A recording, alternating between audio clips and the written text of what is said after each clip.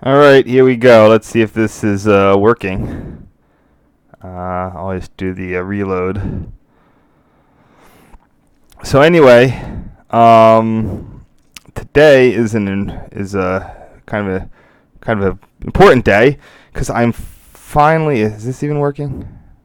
I shouldn't launch into it before I know it's working. Oh God. Come on, YouTube, stop trying to be clever. Anyway, hopefully it's recording because I'm doing a two-part. This is part one of a two-part thing on THORN Tower, and I've been needing to get these photos edited for some time.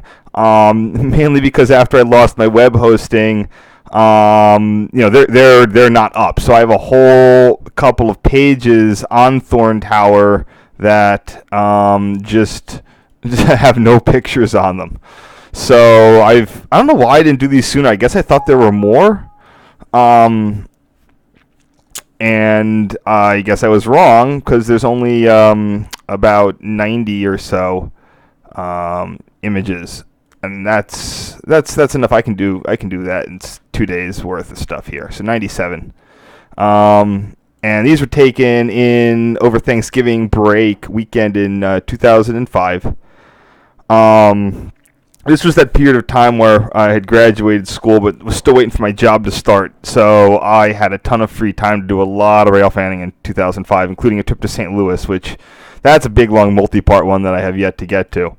But I got some contacts, and I got invited out to THORN Tower for a tower visit, which is something you could do back then. I'm sure you could do it now. I just don't know the right people. So I took SEPTA out, and this is before they opened the Thorndale station, so I had to actually get off at Downingtown and walk it. But we'll get into that. Anyway, I'm going to be doing part one. It's almost all THORN Tower. This will include the trip out on an R5. So, it'll get started a little slow, but, it gives people time to show up. I haven't streamed in a little bit. Don't know how many people actually get notified. But, anyway, start off here. Oh, yeah, here we go. SEPTA AEM7. Not only is that cool for being a SEPTA AEM7, it is on lower level 30th Street Station on track 1. Now you're saying, well, what's it doing there? This is when Amtrak used to rent a SEPTA bomber set as Protect Power on the Thanksgiving holiday week. I'm pretty sure this was a Wednesday. I think or it's a Saturday. This might have been Thanksgiving Saturday. I mean, you can go look it up. It's 5/27. So the first thing I did is I popped down to the lower level there to just get a picture of that guy. What? I just gotta make sure I got my thing here. And like I said, I think I've been holding off on this one. I think I did Cork Int a while ago, but this is going to be a decent one. What's going on with here? Why do all my settings get hosed? That's not good. Huh.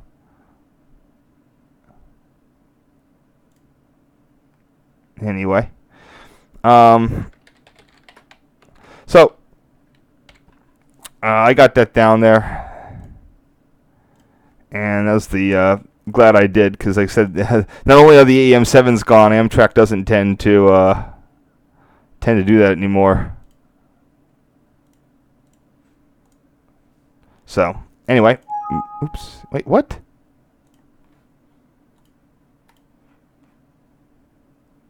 Oh. Must hit save a copy as or something.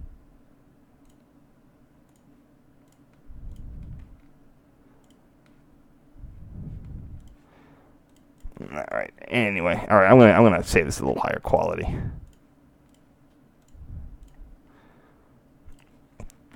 Okay, moving on. We got Overbrook, and I've redone my Overbrook photos. They're up somewhere. I think I even streamed it. Maybe can't quite recall. That might have been right before I started streaming these editing sessions. But just a 2005 photo of Overbrook on the way out. Man, now that I'm on the Pixel smartphone, and that just takes excellent out the side photos. No zoom, but you don't get this sort of badly colored, soft image like you did, with a lot of those mid-range cameras on gray days. What did I call this?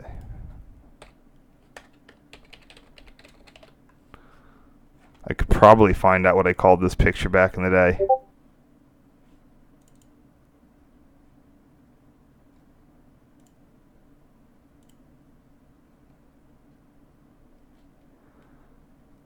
And that always takes a little while. Probably this one. I was going to call it Overbrook 2005. Yeah, I way over edited it back. Oh man, that was after I found the clarify filter, and I was just going nuts with it. No, don't do it. Oh, what was I thinking?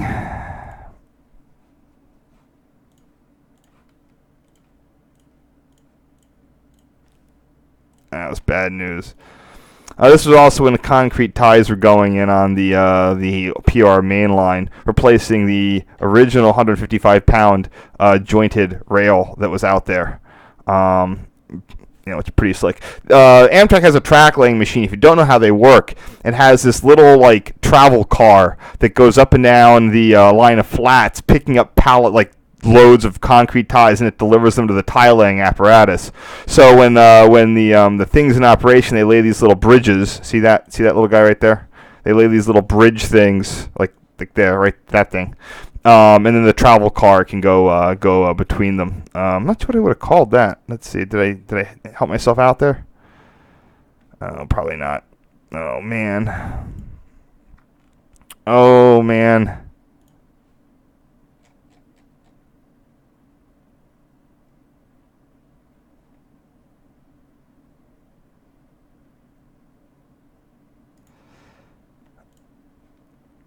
Two thousand seven, 6. Here we go. December 2005 should be right around here if I saved it.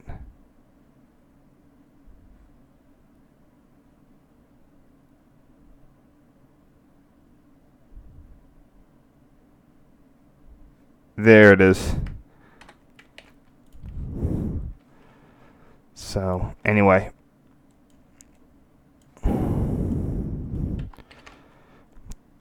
Yeah, this is one of those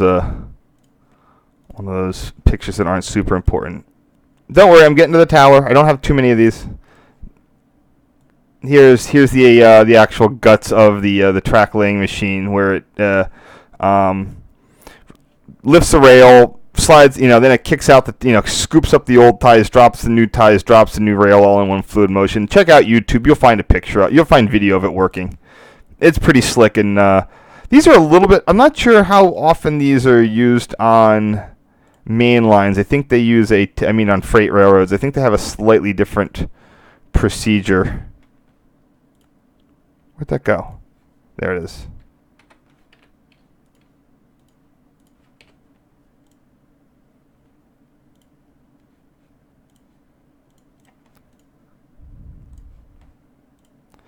Here we have our Bryn Mawr substation. This was part of the original 1915 electrification, and it converted 44 kV feeders to the 12 kV overhead. But at some point they realized that when they decommissioned, they realized that they could just feed the section from either end and use the center, the 4-track. When they weren't running freights, even though the R5, the main line was a very busy MU line with 4 tracks, they could use the less frequently used center tracks as feeders, and this became a section break. So there's a little less redundancy, ironically, in that whole main line section.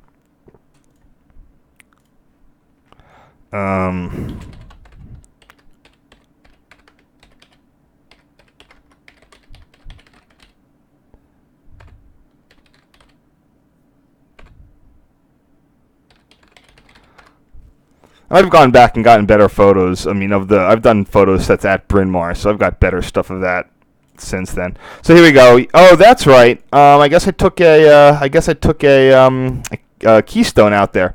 That was one of the beauties. It still is the Keystone service. You can go from 30th Street out to Paoli or Downingtown for like $6 to $10 or about not much more than it costs for a SEPTA to do so. Here we go.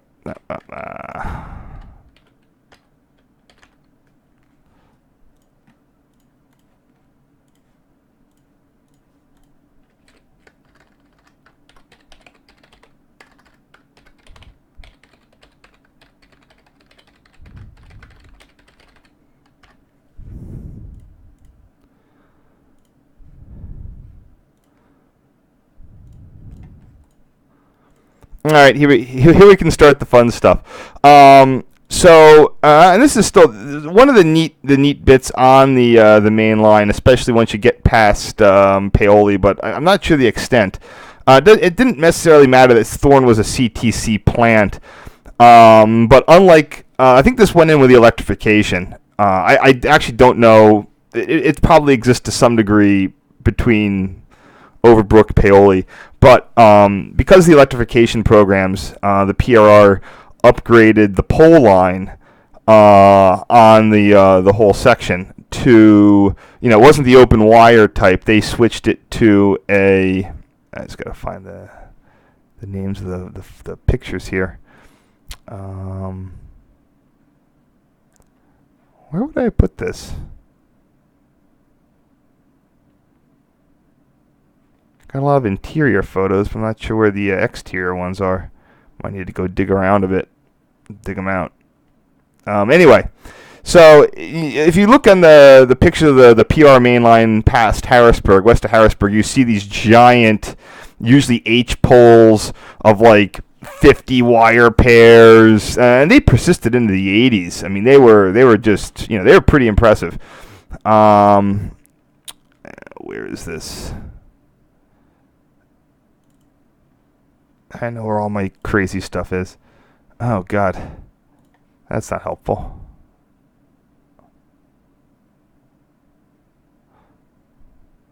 See, I did do this once, but I actually don't know what I called the Downingtown area photos.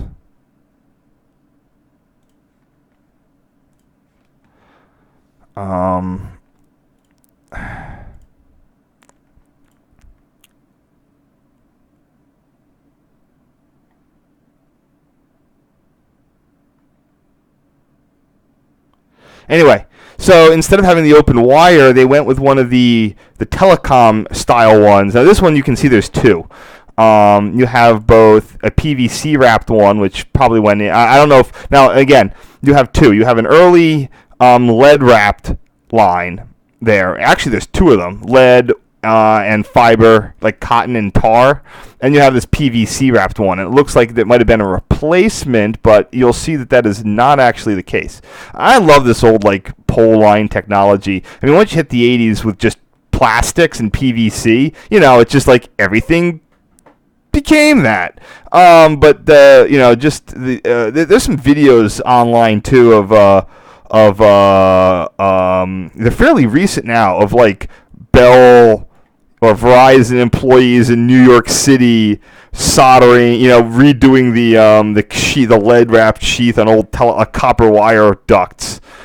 But it's pretty neat. I bet this is an infrastructure one, and I bet it's under Amtrak Downingtown. Oh, here we go. Bryn Mawr substation. It's not there. Huh. Oh well. I'll just call it a like a Downingtown cable termination.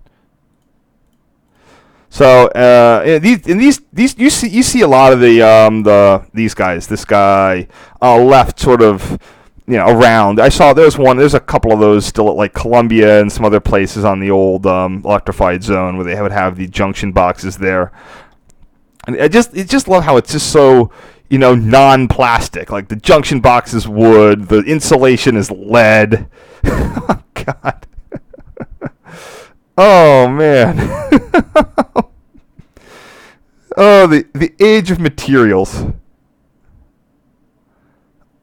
Let me try to get a milepost on that one. About milepost 32 and change, maybe. Actually, I can go to the thing here. Where's the thing? Here we go. I can try to find it. It's probably still there. Zoom, zoom, zoom. I'm entirely sure where that would have been. God, I'm going to so much effort to find one little thing. Now it was beyond that. It's where it's where this sort of happened. I think it was here in this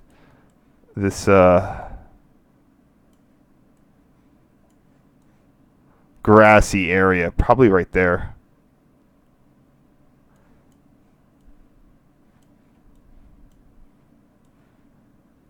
You can see the pole line right there. Right there. Oh man, I'm putting way too much effort into dealing with this.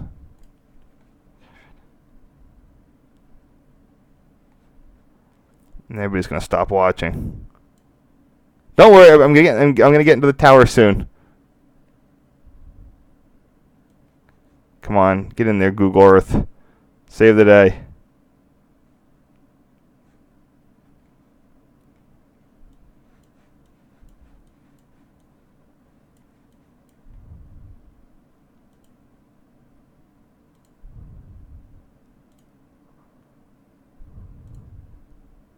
There it is. Right there. Woo! Ah, yes. In May of 2008. It's still there. Looking good as ever. Actually, they've removed one of them. It looks like they salvaged one of the cables. But it is... See, now I can pull ahead.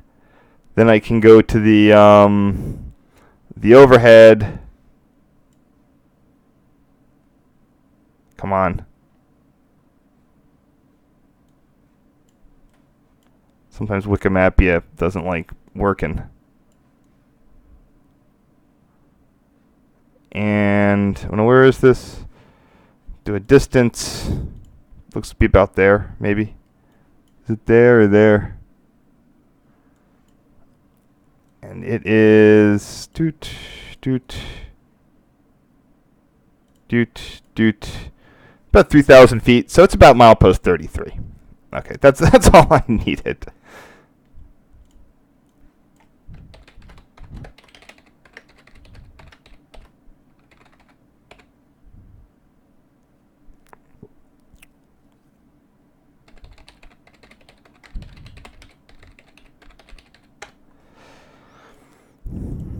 But hey, half the point of these videos is to show you how I do my research there. So, okay, moving on. So the next part that we're getting up to is the phase break. So for those who don't know, the Pennsylvania Railroad, this is gonna spark a long story and a long explanation of why phase breaks are a thing. Short answer is,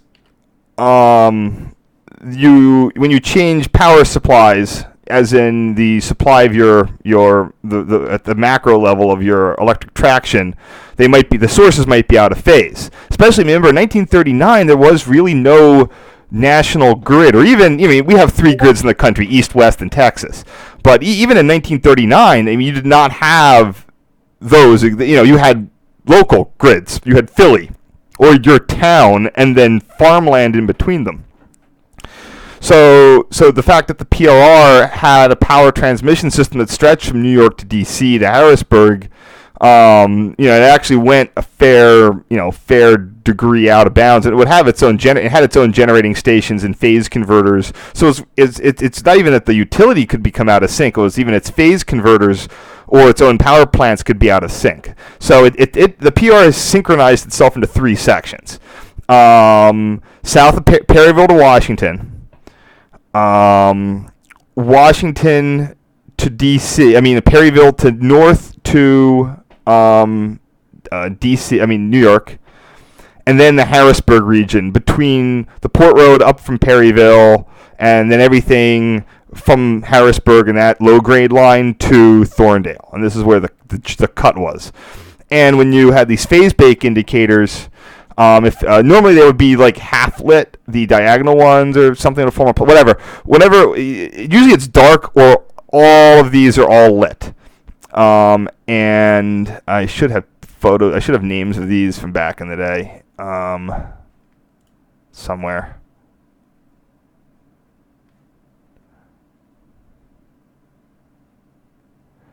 Anyway, I will rename this one then. Anyway, so that means all to tell the guys that you didn't want to maintain power through a phase break, or you might get some arc overs in your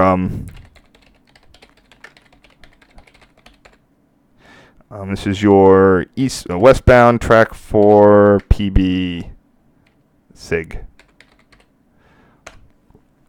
I didn't even necessarily have these on every track too, because it wasn't done by track. It would be the whole line would either be going through a phase break or it wouldn't.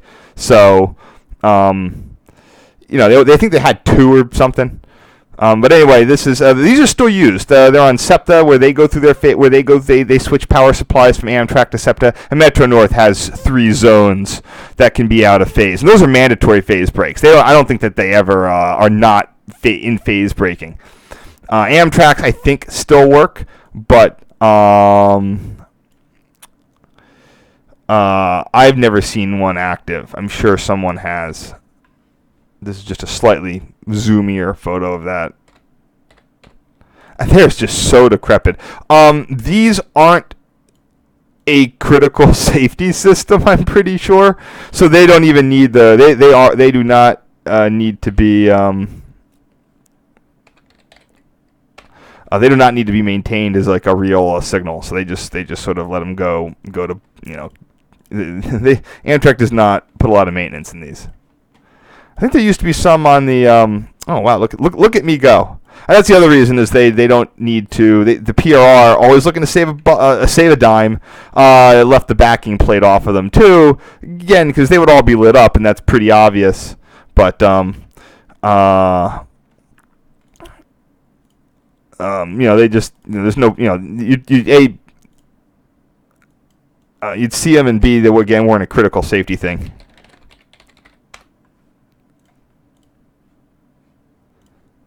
So if you don't need it, also they didn't want it to look like a block signal, like a dark block signal. Now this was where is that lead wrapped power cable working? And the answer is most definitely yes. Yes, it is. Because they were using this setup here to keep it charged with nitrogen. So for those of you who don't know, most arm-thick telephone cables are pressurized at the central office. This would keep moisture out so that it wouldn't get in and corrode the line, which is finding a leak is difficult. So Amtrak central pressurization system or whatever either didn't exist or was broken, so they just got a 50-liter, if that's 50-liter, a 50-gallon thing of liquid nitrogen and put it on. And you can tell that this thing is working, although the regulator seems to be off. So I'm not sure what this is doing because the regulator valves are both showing 0. But at the same time, the tank still's got gas in it because, for those of you who don't know, you can't just put liquid nitrogen in a sealed container because, it'll burst it. When it warms up, it tries to expand by 1,000 times. You can't just pressurize liquid nitrogen, liquid oxygen into being solid. I mean, you can, but you really can't. It will just explode your container. So what happens is anytime you see a liquid nitrogen, it's insulated, yes, but it slowly just evaporates. The boiling keeps it cool. It's an 80, changing from a solid to a gas takes energy, so that it boils off, it stays cold until there's none left. So, anyway, oopsies. I'm sorry, I'm sort of gone on to thinking. So this is an active tank of liquid nitrogen, and they're doing something with it. So I can go and do a mileage calculation there as well. And I got the other one. Hooked up. I sort of know where that is. It's up by the phase brake signals, so I just gotta. Oops, that got out of hand quickly. There's the thing. Come on.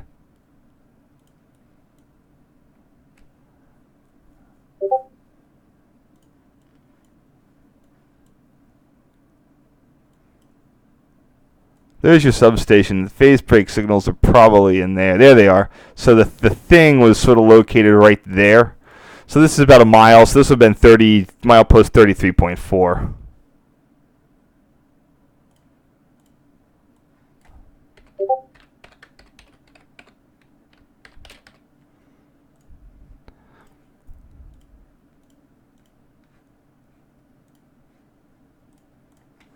Oops. I need to reduce the quality a little bit there. And as you can see, yep, it was indeed. And you can see which one was pressurizing. It was pressurizing that lead line there, the big, thick, chunky one right there. This one, I think, is gone. So you have the PVC one and the other lead line one. That's the CTC pole line. It's probably not, like the PVC wrapped one might be using telecom style wire. Like we have today, and which will probably either be torn out at some point. But the lead lapped ones used older, chunkier style, probably rail signaling type wire.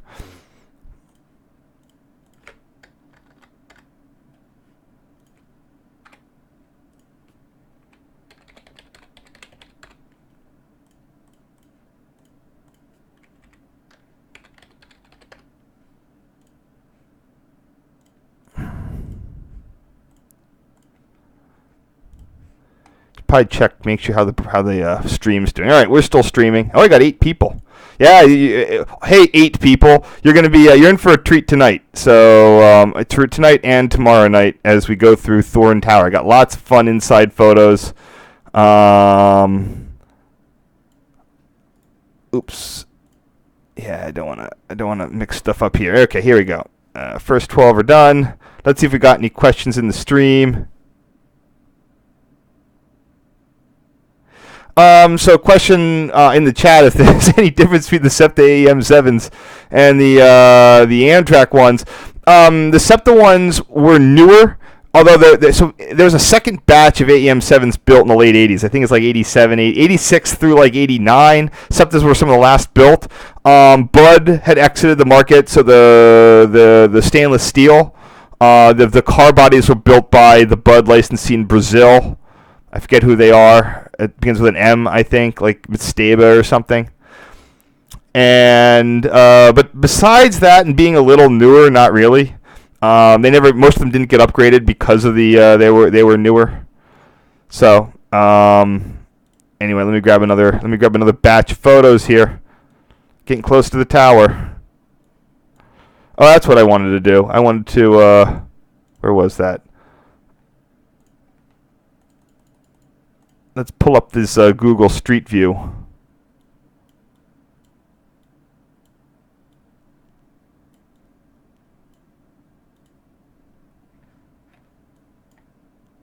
Yeah, there's the phase brake, and this is where I saw the liquid nitrogen tank, right there.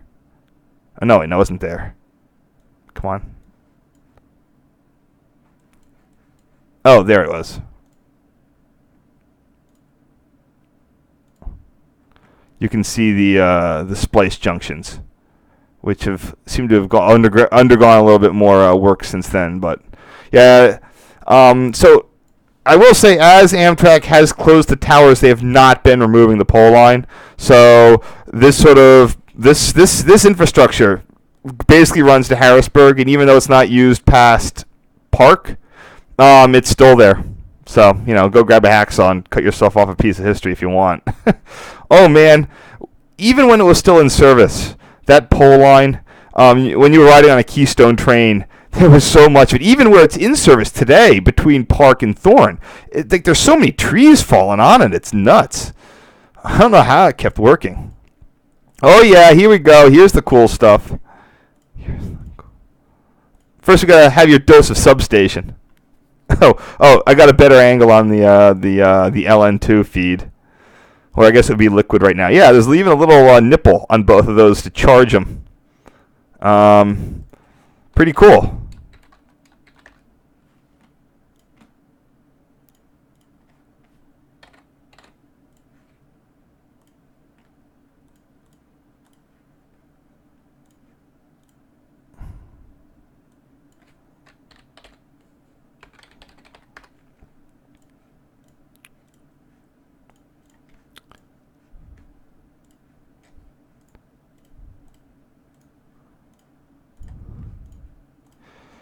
All right, what do we got here? Okay, Thorn Substation, which I do have a name for, which I think I took.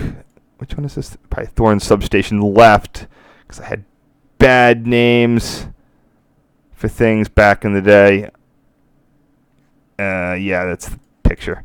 All right, let's see if I can clean this, at least make this backlit photo a little less muddy. Thorn was also one of the very few Amtrak substations on the Amtrak system that featured 138K breakers. Now, I'm not sure if I see them here. They should be in there, but I'm not sure. So normally, to save money, because oil breakers are expensive and the PRR was cheap, the PRR switched or broke its feeds on the 12 kV side. So there they are. You can't really we'll see if we can see them in a bit, but they're the breakers. I think there's two sets of breakers behind the house. You probably won't be able to see them in the side picture. So that means if you had a problem in your 138,000 feeder, you would have to, okay, it's sitting there arcing away. The supply, all of the supplies into the high tension line would have to be cut at the step-ups. They would cut them on the low voltage side of the step-up. So you'd lose a whole region of electric power. Then you would operate field switches, which were not circuit breakers. They don't have any way to quench an arc. Isolate the problem, and then you'd re-establish the 138 kV at the step-ups or the power sources. They did have a few breakers so they could isolate parts of the system. The breakers were Zoo, Thorndale, Perryville. I think that's all. Because, again, the PRR was cheap. And the ones at Zoo was only one leg. I think there's only a pair there. It's Perryville and Thorn had two pairs for two circuits. So that's pretty special. Let me just zoom in on this a little bit.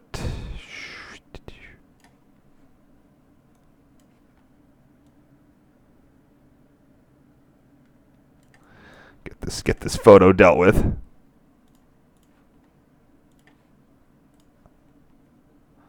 It says left, so this would be the west side.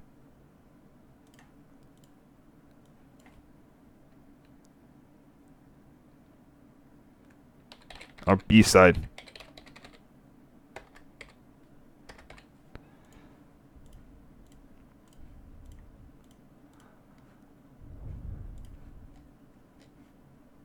See, every photo comes with a little factoid. Yeah, here we have the other part of the substation. Now notice you have stuff from the CTC line going in here. I think part of that might be for the local control of breakers from Thorn Tower. Thorn had a breaker box in there, and that would have remotely operated stuff here, and also probably had remote operation of the power dispatcher. So all of this stuff went out, power dispatcher, whatever went on what is now the Amtrak telephone system, but it was the PRRs, and that's what was carried on the pole lines. And that's why they look like telecom lines, because that's what they were. The earlier open wires matched telephone company open wire. this era matched telephone company era. I mean, there's a lot of interesting. They weren't necessarily, like piggybacking off the Bell system, but the technology, the use was very similar. It's almost like two different worlds, like convergent evolution.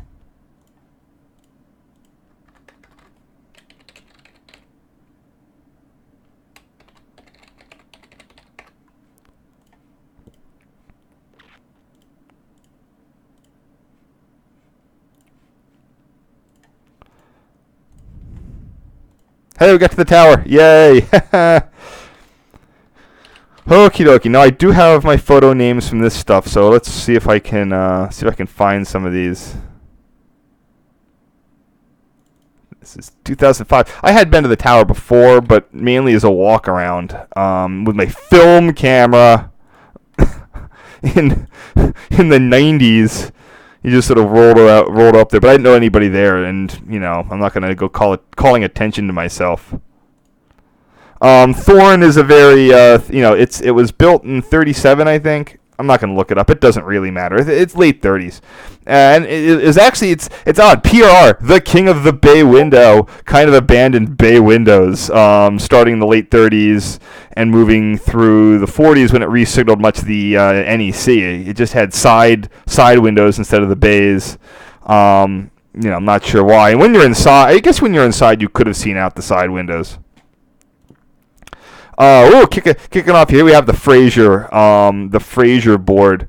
So Fraser interlocking went in. So SEPTA wanted to stop using the Paoli shops. It was the PR's MU shops for the Philly area that opened in 1915 to support the 1915 electrification project. And over the years, it basically PCB contaminated about 3 counties. The PR ran out on the top of the high ground, and everything flowed downhill from Paoli. And all of that stuff for decades was PCB oil in the transformers, and it just contaminated everything. I mean, basically, don't eat the fish if you're fishing in the area. But here we have the Fraser board. So anyway, SEPTA wanted to move its maintenance location out of Paoli to do a remediation, and they moved to Overbrook, which caused a whole bunch of reconfiguration there. But without the Paoli shops in the Paoli yard, where are you going to turn your trains? So SEPTA, basically, that's where they extended R5 to Malvern, and then they built this interlocking into a small yard. The small yard would support that's where they built the maintenance facility for the push pulls. But it was also, again, it became the new terminal.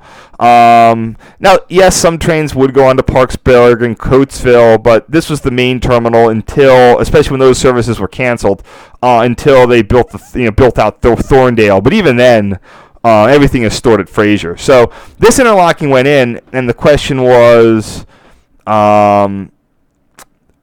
Paoli, the operator, the union there was basically saying that if Paoli got this interlocking, it's the closest one, but Paoli already had Bryn Mawr. When Bryn Mawr burned down, Bryn Mawr was promoted to Paoli. So the union was like, it's going to be too much work for the Paoli operator. We need 2 guys for rush hours, especially. We need 2 guys. Or they said, well, you could put it in Thorndale and just bump the guy's pay to a train director. So the operator at Thorndale became a train director position, which is basically $1 or $2 extra an hour.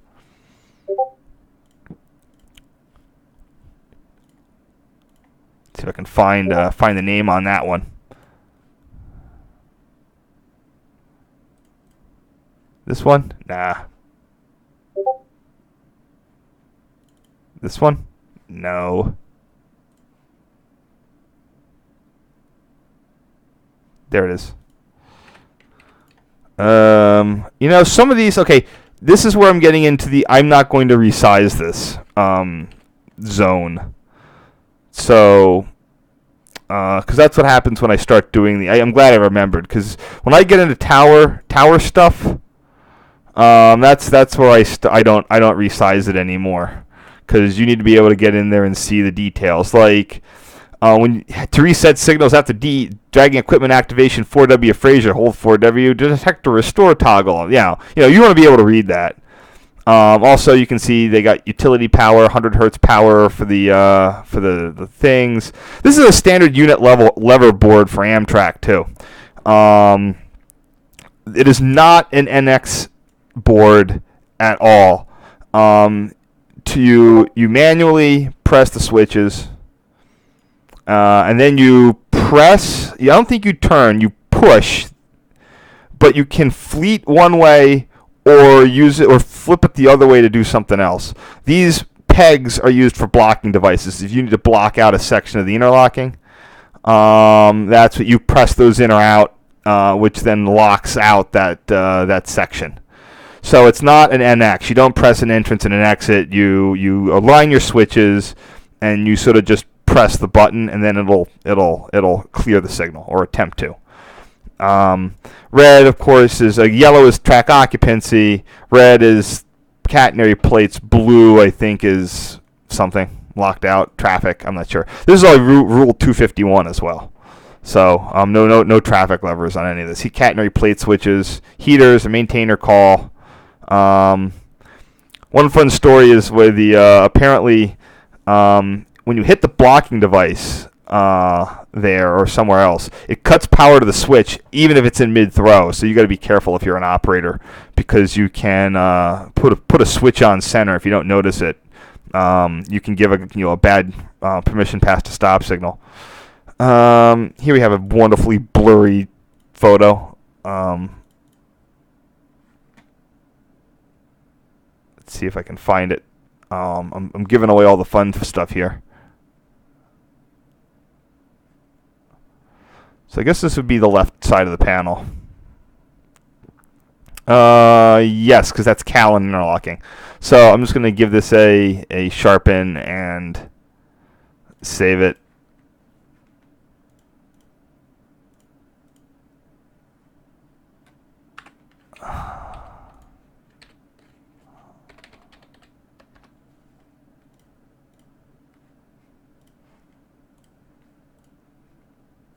What? Maybe I should resize this one, because you can't really see anything anyway.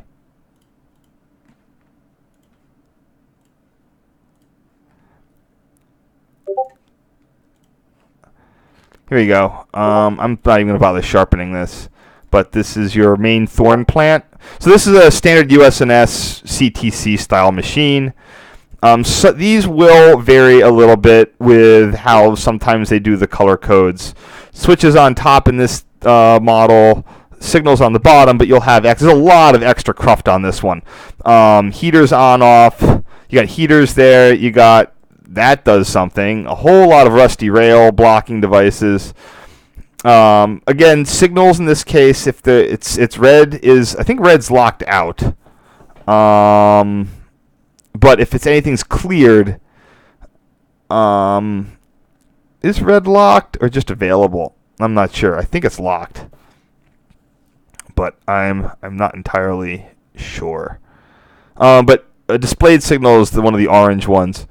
Switches either yellow or green for normal or reverse, or red for out of correspondence. Again, I'm not sure why 43. Maybe that's in the middle of throw. I don't know what was going on here. I guess red there is also locked out.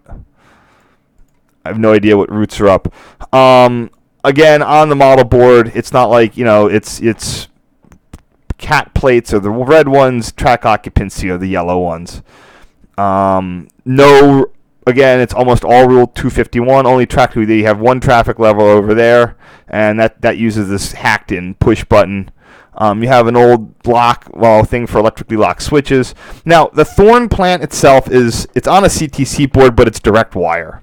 So that means it works slightly differently. So with a remote one, I think you put your stuff in and you hit the code button. For this, it might act immediately. I'm not entirely sure. There was a way that the THORN local plant worked differently than the remote plants.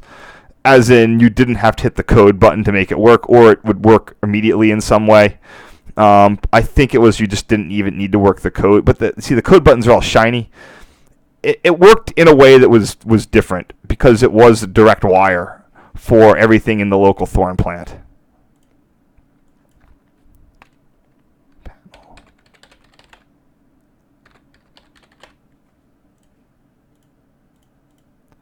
I don't even think I need to be saving these again.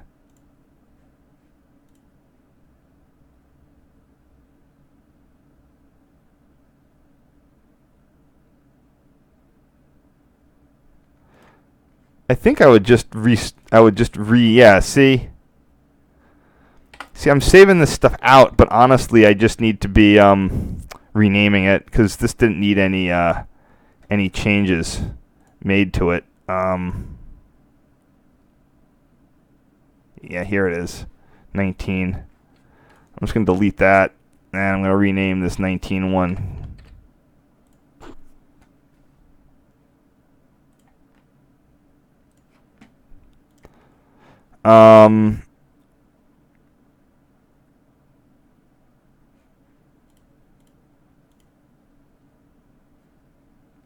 What did I just do there?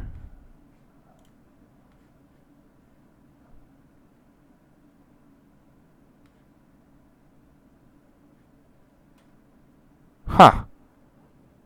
That's strange.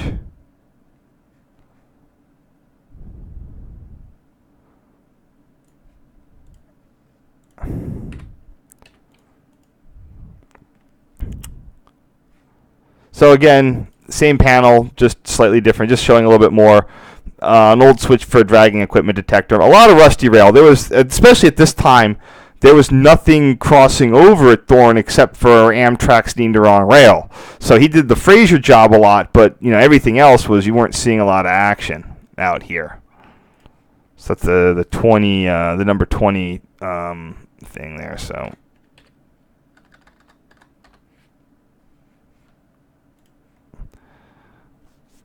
So, and here we see the downs section of the CTC board. That at this point, this is where it went from 2 single direction tracks and a bidirectional to 4 single direction tracks, 2 east, 2 west. At this point, track 1 on the bottom, 2, 3, 4. Then here it's track 1, 2 bidirectional, and 4. Today, even though downs interlocking is the same as it looked, track 3 has been ripped out entirely. Track 2 is out of service. And track 2 over here, the bidirectional, is like 15 mile an hour. It's still used for some things, but really not a lot. I'm hoping, I think attempts to rip out more there is going, especially as Paoli is turned into an island platform. Reducing everything west of there to 2 tracks is just going to be when they at some point SEPTA will need to expand service.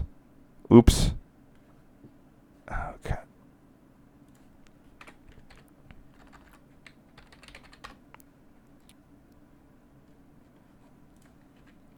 Just need to.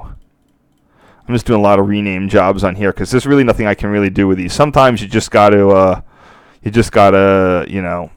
So this one could use maybe benefit from a little sharpening.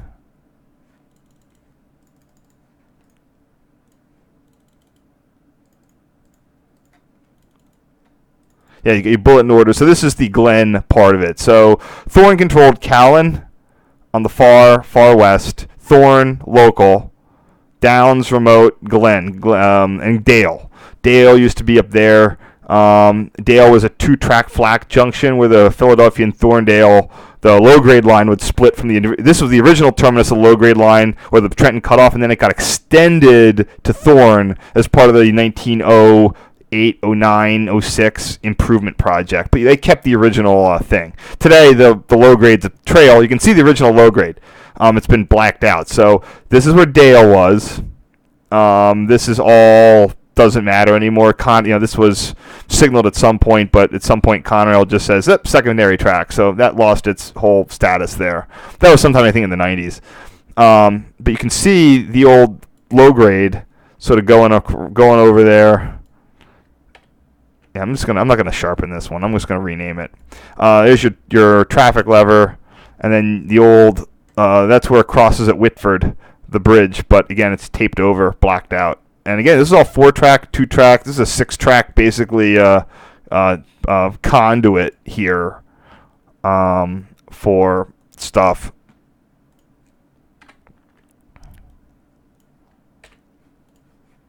And this is number 22, so I'm just going to rename number 22.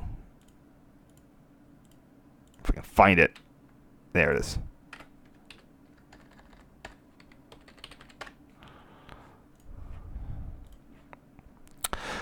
Here we have the rusty rail orders, the notices.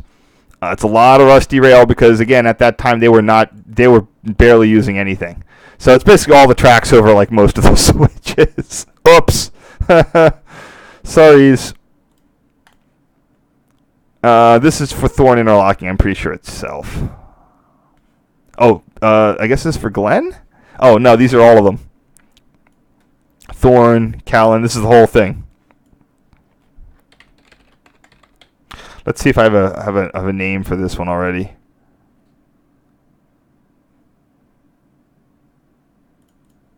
This one? No.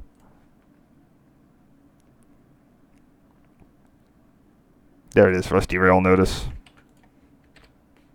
Oh, I'm just going to rename this one as well. This is 23.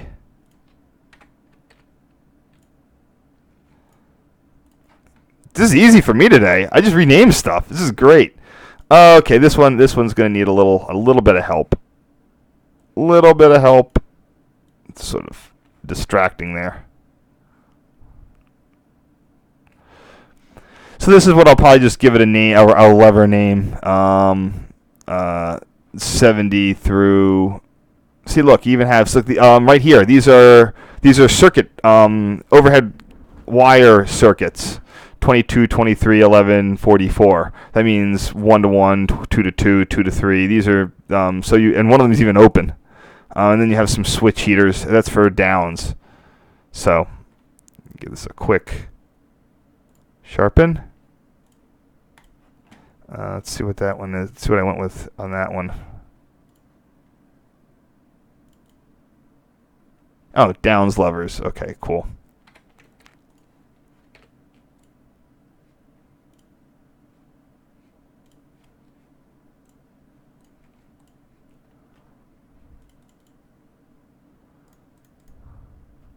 Maybe I don't need the sharpen.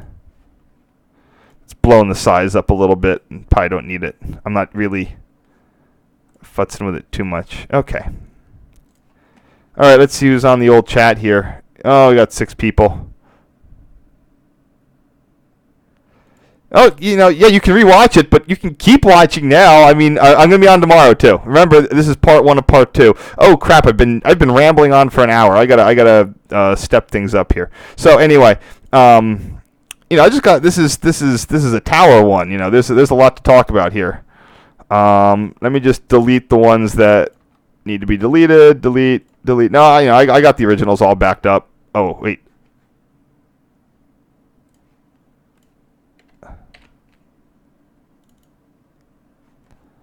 Yeah, what am I thinking? Yeah,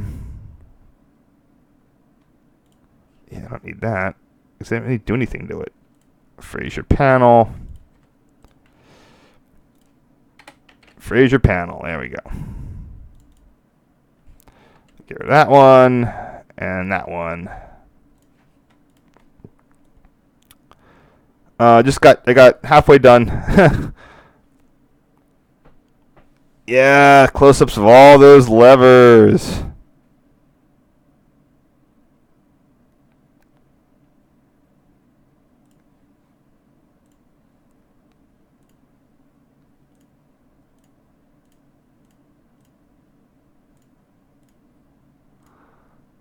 Remember, all the stuff I did back in 2005, I was not doing, I still didn't have reliable web hosting. Well, I don't have reliable web hosting now. Anyone who wants to host a mirror of my photos, please get in touch. I am, it looks like the people I was counting on for this are going to let me down, but Thorn levers right. Thorn levers right.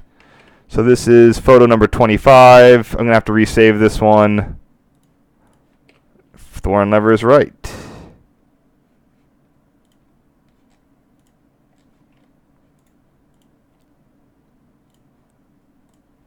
Oh my god, that's huge.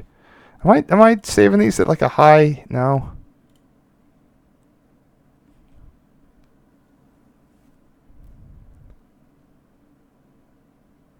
I feel like maybe I shouldn't bother with that one. Yeah, I'm increasing the size by 300% after reducing the resolution. Oh, my old camera was so bad.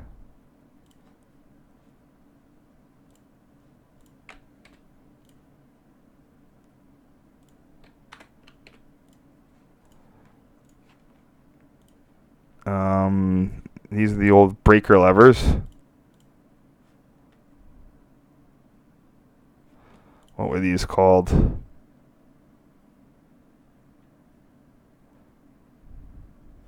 Callan cat levers. Yep. So yeah, these are the catenary overhead circuits at Callan. The 40. If you go, I'm sure I could dig them up somewhere, but I don't need to. I mean, for all the ones that are working, 11 usually means like track 1 to track 1, track 4 to track 4, track 2 to track through west, track 2 to track 2 east. That's something over like a 43 switch, 33. I think they have a way of doing it. If you look at them enough, it kind of makes sense. Anyway.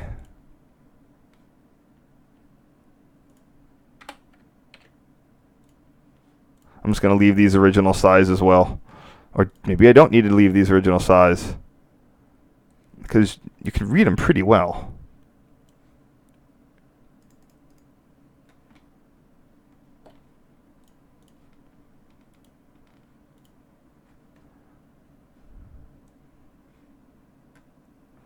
Yeah, I don't need to see every damn little hair on this thing.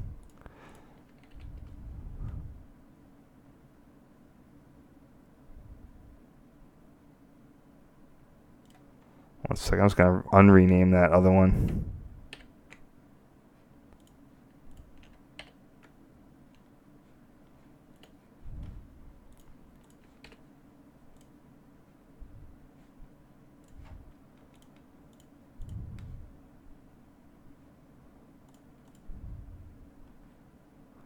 Oh, crap. There it goes. Okay. And that's still there, and I'll get deleted. Okay, perfect. All right, these I think these are the Callan levers. 16, 18, 20, 22. Yeah. A lot of these have sort of gone the way of the dodo. They've ripped out a lot more at Callan. Let's go to the diagram. Boop, boop, boop, boop, boop, boop, boop, boop, boop, boop, boop. Here we go. Oops. Back one. Here you go, Callan. Today, I'm pretty sure this 6 yard is gone.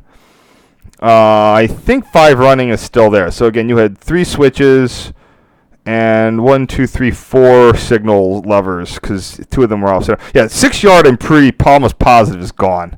5 running, this was interesting. Again, I heard from the tower operator that once, I don't think it was him, it was somebody else, accidentally routed a passenger train onto 5 running. He just screwed up on the board, because, again, the only thing that tells you what routes things are lever position and lights. So if you hit the wrong thing, then, I think he was trying to route something onto 2, and he put it into 5, and that's a problem, because 5 running was exempted. That means it's not suitable for passenger operation, FRA accepted track. So they removed a signal a jumper or a circuit breaker somewhere, so it was physically impossible. You could not display a signal into 5 running anymore. I'm pretty sure it's that way, but that was just to make it so it wouldn't happen again. These are the Callan levers.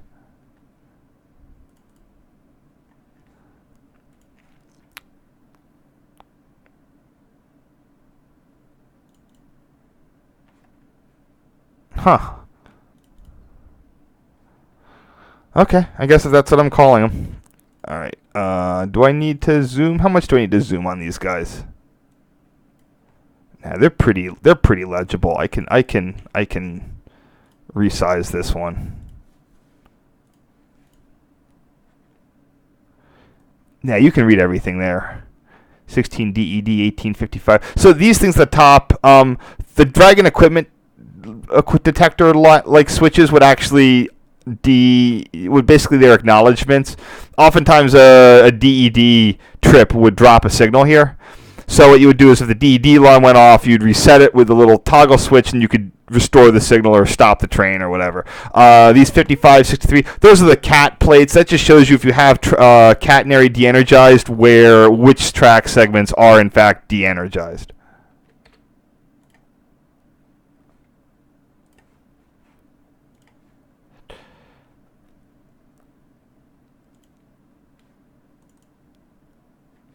Yeah.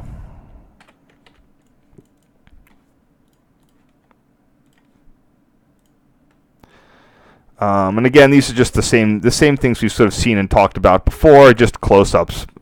It close-upped everything.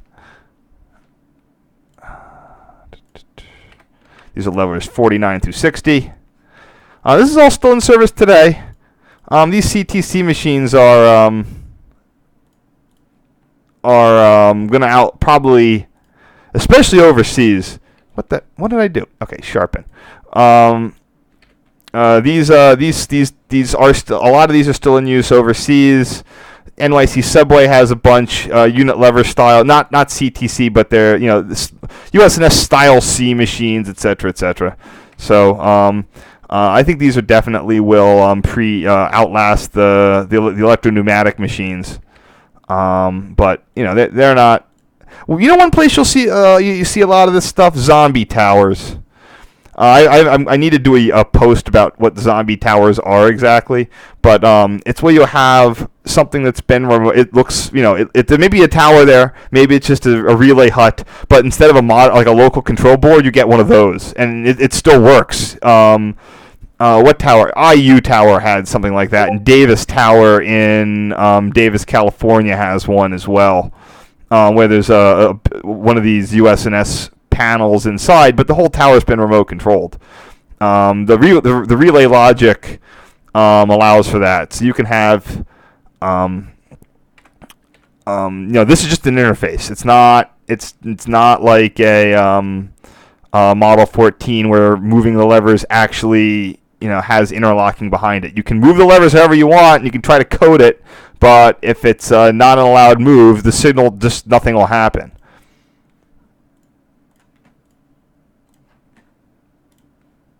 And there's the last of the levers there. See, here we have your extra train sheet for Sunday. I should probably just not. I'm not gonna. I see this is one of those things where if I save it, I'm gonna lose the detail on that sheet. So I'm just gonna leave this one alone. This is number 32. Find it. There it is. Cool. Next. No.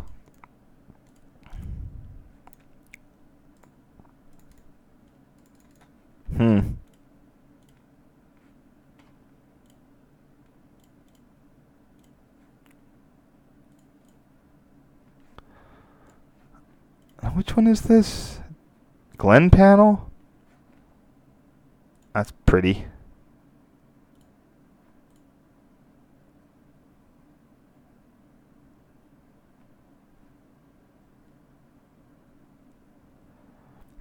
I'm trying to figure out what I called this.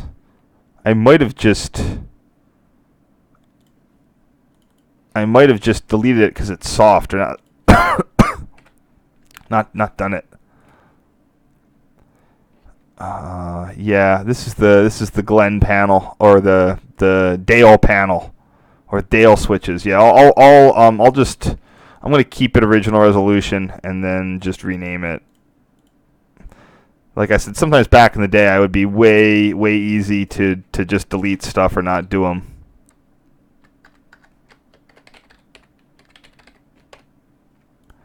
I don't know if it goes. Oh, I should probably mark that as soft.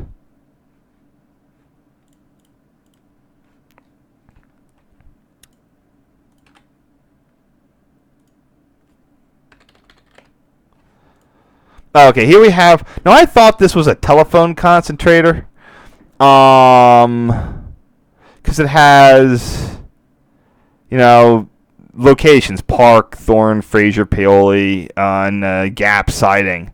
But I've been since told it's a radio repeater. It replaced the phone, so I'm not sure. I'm just gonna call it a telephone concentrator because that's really. I mean, that's kind of. It looks. It's got a thing there. Oh, and it's got the Autovon extra ones. Flash override.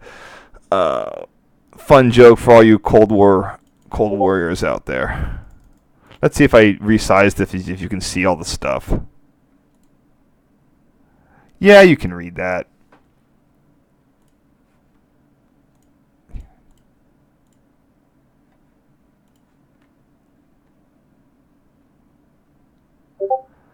If anyone's out there and knows if that's a telephone concentrator or a radio base thing, let me know. But this replaced a phone. There was a phone in the tower that. Oh, maybe it didn't replace the phone. I think this is the radio base, because I think I went back into when someone first was like, "No, that's not a telephone concentrator. That's a radio base thing." I'm like, I don't know. That replaced the phone, and I went back there, and I think I found the phone somewhere else.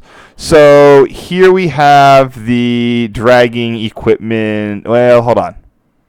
Love the bays here. So Park had a thing where it had an automated. A lot of the PRR did interlock a lot of its dragging equipment things. So if you tripped a dragger, it'd drop a signal. Hot boxes, maybe, I'm not sure. Park Tower, especially so first thing is it had that on track 2, I guess, and track 4. Okay, let's go to the actual documentation here. Oh man, this is running long. So this would be going somewhere. Let's check. Next page. So there's 2 hot box. There's both hot boxes and draggers. I think that's a hot box. Yes, those are the hot box detectors approaching Park. Now the draggers at Park these two would trip the signal. The E light would come on, trains would stop automatically, time would pass, the signal would then be restored. It was this whole automated system because when they made the tower part-time, they didn't get rid of the automated stuff. But here we have the hotbox readout for. This shows the status of the signals at Park, or if they were out, I guess. I'll have to ask how this actually worked. But there you have the readout. When trains went by, it goes, it basically every axle you get a little mark. And if it's significantly an issue, it will hit the alarm. I posted some of the photos of this to like a UK group, and they actually knew servograph equipment from Hicksville, New York, Long Island. Now, this stuff is super. I mean, it's crazy that this was even supported. And look, they had paper for it. Like, where are you getting the paper for this? Did they just have a giant stack of it somewhere? I have no idea how they could still support this thing. Yeah, that's the only hot box detector heading out. And I guess that was for westbound movements. Oh wait, I'm just going to. I'm not gonna zoom these. This is 35, which is there.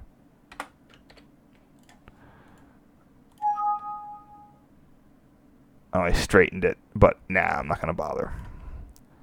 Now I'm probably gonna have to deal with this because I got to pump up the lightness a bit.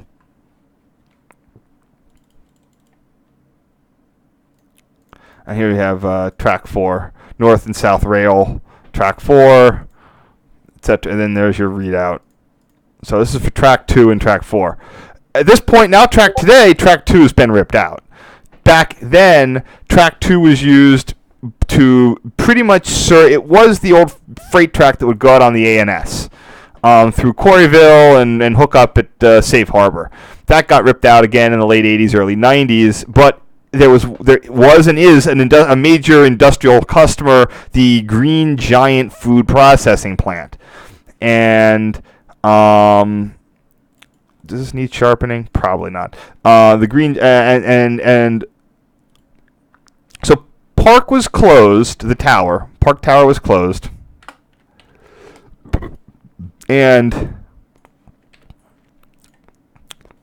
it was closed. Sorry, it wasn't closed. It was part time. It was set to automatic. You line the switches, and they basically they'd fleet. But how do you do track 2? It's bidirectional. So the way the interlocking logic would work was Park would be set up somehow, and the signals would automatically display based on the traffic lever. So THORN had the track 2 west of THORN. If you threw traffic west, the westbound signal at Park, I should probably show you on the diagram.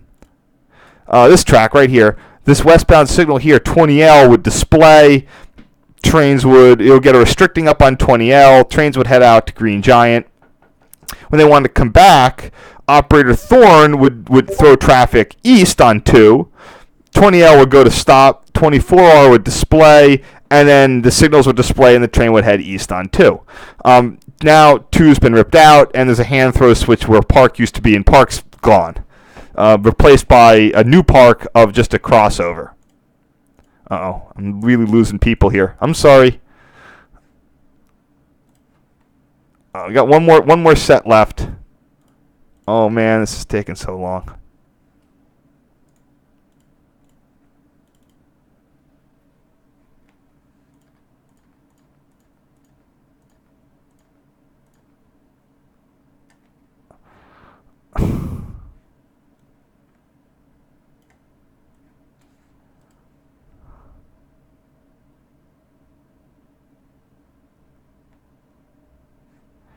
This is going to get me outside the tower a little bit. So, again, back in the day, I only had 90 photos on each of my memory cards. I did not fill them all up here, but I bet I would have been having issues just because I would have been back for a vacation or something. So I might have had other things and other cards. I only had like 3 cards. So I think I filled one whole card on this trip. But here we have your THORN supply locker. I think they had a bunch of crap in there. Look, like what is that, telegraph key? And your notice board. So let's see what I called this photo back in the day. Supply locker. Great. Wow,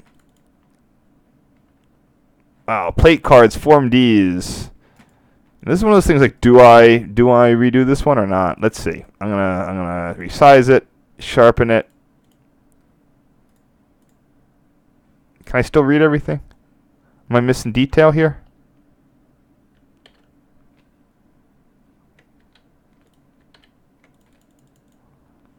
For Dummies book, I'm probably just gonna not bother. You know, these tower pictures are just, I mean, there's so much interesting stuff in them.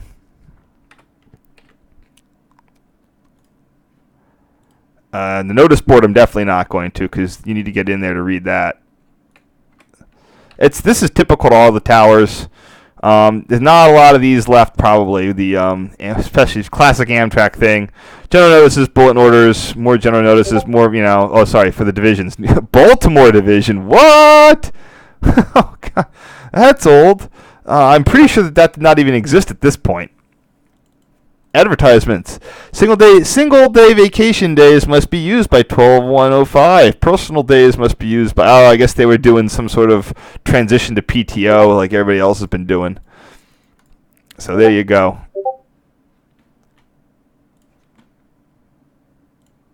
Oh, I'm sorry. I need to go check the chat. I'll be there in just a second. Let's see who's up on the chat. Well, I know, what?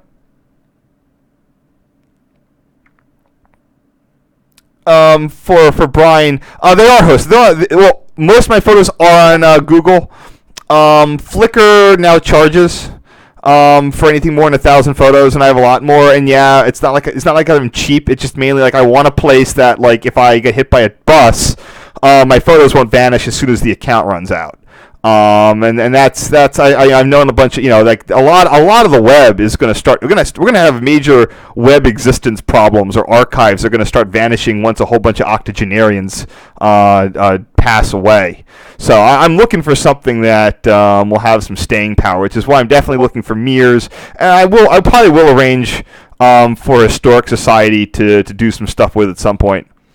To take stuff. So you saw that a lot of the. I'm going to seamlessly move on now. You saw on the CTC board at the remote interlockings, you had the overhead catenary switches. For THORN proper, there was a section breaker box in the tower itself. It's not as quite elaborate as the Paoli one, which was pretty epic. But I think that's another one I need to do. I think I need to do the Paoli pictures again, too. Paoli THORN Power Board. Here we go. I'm just going to rename this one, too.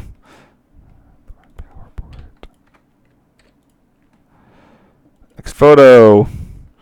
Here we have the view out the window. This was new. Amtrak rolled out and installed a generator.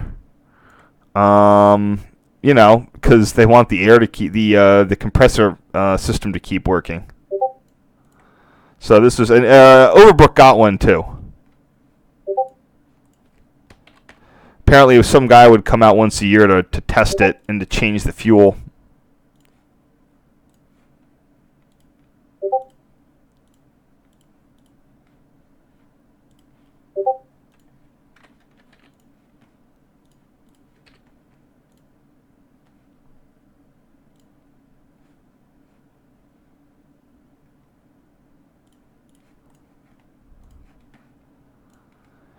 Bird feeders. Who likes burbs? Got suet. You got that. Yeah, it's a quality bird feeding thing. So at this time, as I'm not sure I have mentioned. Around this time, like I said, one of my people did have. I forget who it was. One of my friends had some guy I heard had the overnight shift, and there was basically just a couple local freights. Maybe the Pennsylvanian, which actually ran the Chicago version of the Pennsylvanian was running. That might be late.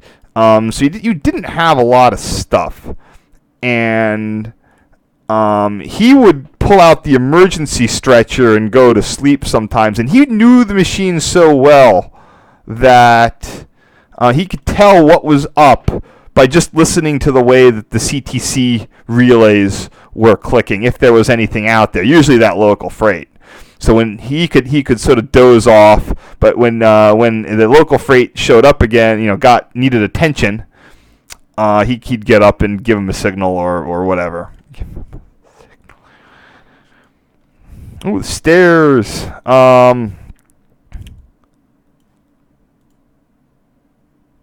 Look. Oh. Just like all the other PRR towers, this does smell like the 40s inside. They all have not quite as much as the electromechanical ones, but it still smells like the 40s. I love how the 40s have a smell. What was I going to say?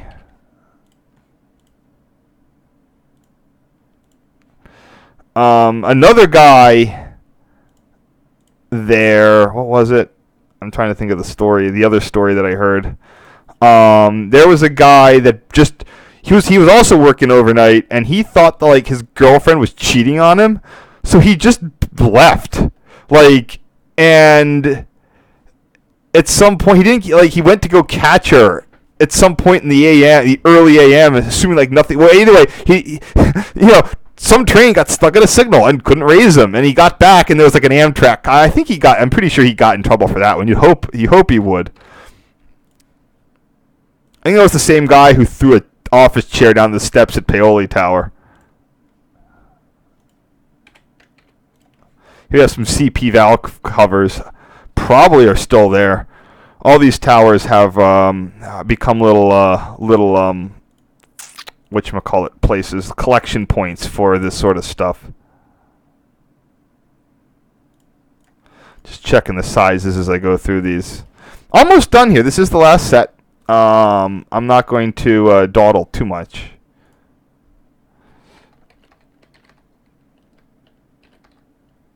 What am I doing here? There it goes.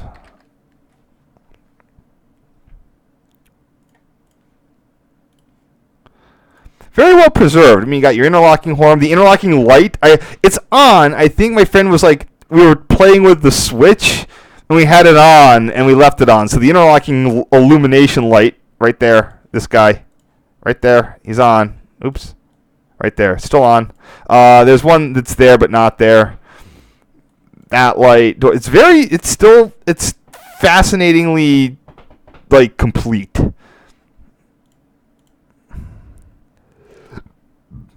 Oh, I use this as my default THORN image. Good image. Why not?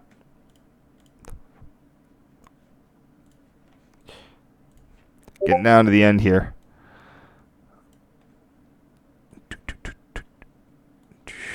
It's still right there. Look, you can see how new the generator pad is.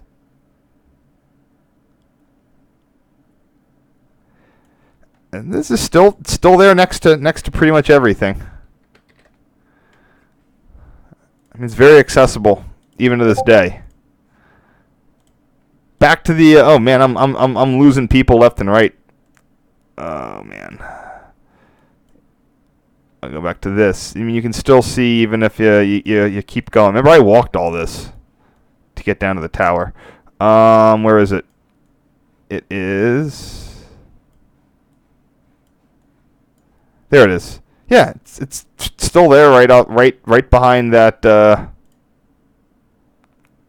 salon and near a diner.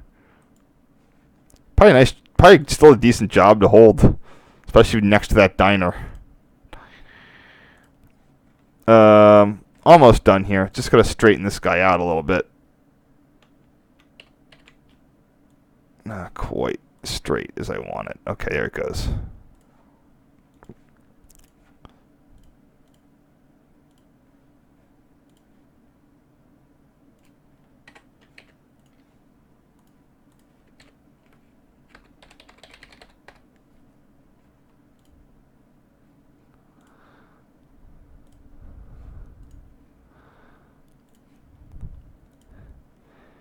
Okay, here we are. Here we're getting into the fun, the fun switch part. I'm almost done.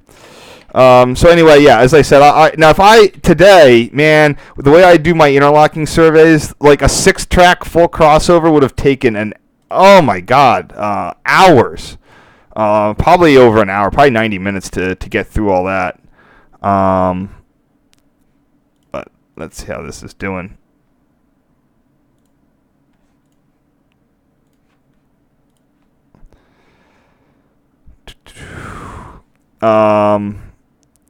Like I said, there are a few modifications, but even today it's a 6-track crossover, but Amtrak. So the Keystone Corridor basically works like if the state wanted any changes, Amtrak was like, okay, it'll cost you. So the state was, PA was, they weren't paying for it. So that's why up until like 2005, the line was unchanged from its 1948 configuration, except in, it was changed, but it was just changed as little as possible because anything that involved re-signaling, the state wasn't going to pay for. So Amtrak just kept it chugging along.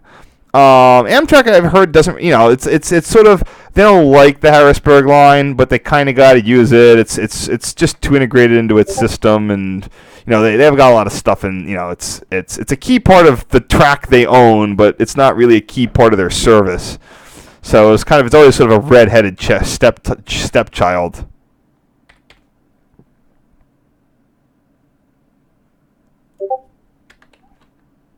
Oops.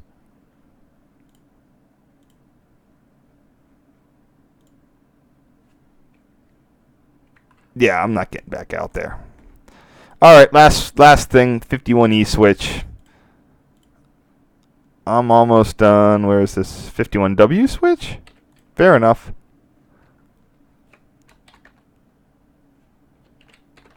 Oopsies.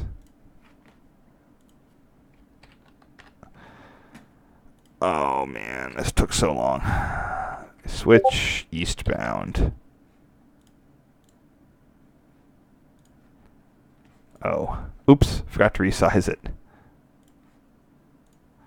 Alrighty. That's it for today. Thank you for everyone who watched. I had a pretty good turnout. I will be back tomorrow to finish it up. There are going to be more interior photos tomorrow. I mean, I can do a quick preview here. You know, let me delete some things. Here we go. Let me did that one. Oh, goodbye. See ya. Okay, yeah. Bunch more outside, air plant, but we're back inside. All sorts of fun stuff inside. Got a toilet in there. More signals, craziness. Train comes by. Caboose. Look at all that. Yep. Tune in tomorrow. Let me see if there's any questions. Anyway, yeah. Thanks for coming out. I will be back tomorrow. It'll probably be about the same time. I've got a bunch of stuff to do, but the night is still young, and I have time to do it tonight and tomorrow. So anyway, the reason I was talking about even with the lack of the so everything else that I have in blogs and publications, I've been hosting off of. I have a Google Mirror, and the photos on Google, I spent time to make sure that everything links to displays the Google photo from a blog, except the THORN ones, because I'd never redone them and never uploaded them if I never really uploaded it to Google, because all it was these old versions. So, when this is done, I'll get this will get put onto the Google archive. I'll go to the Position Light blog articles on THORN Tower and then restore all the images, because I could have uploaded the old crappy images, but then it would just be double the work for me. So I've just been really, I'd say procrastinating, but just optimizing. I'll have to check if the paoli ones are in the same state of limbo. I am not sure. They might be. They might not be. Anyway, let me just see if I missed any stuff here.